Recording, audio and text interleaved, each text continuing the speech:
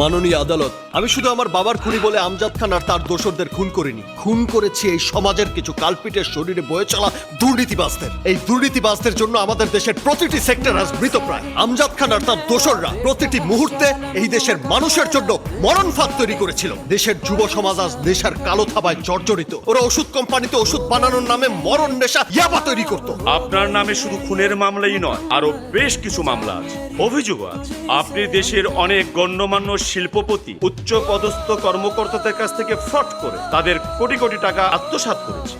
আপনি অন্যায় করেছেন না? আপনি দুর্নীতি করেছেন না? হ্যাঁ, আমি দুর্নীতি করেছি মহামান্য আদালত, আমি দুর্নীতি করেছি। আমি ওদের কাছ থেকে কোটি কোটি টাকা জোর করে ছিনিয়ে এনে সেই টাকায় সাহায্য করেছি এমন গরিব মেধাবী ছাত্রছাত্রীদের, যাদের মধ্যে অনেকেই এখানে উপস্থিত আছে আর অনেকেই উচ্চ শিক্ষার জন্য বিদেশে অবস্থান করছে। ওদের মেধা আছে কিন্তু সামর্থ্য নেই। আমি এইসব মেধাবী ছাত্রছাত্রীদের সহায়তা করেছি। ওদের আমি ন্যায়, নীতি আর আদর্শের শিক্ষায় শিক্ষিত করতে চেয়েছি।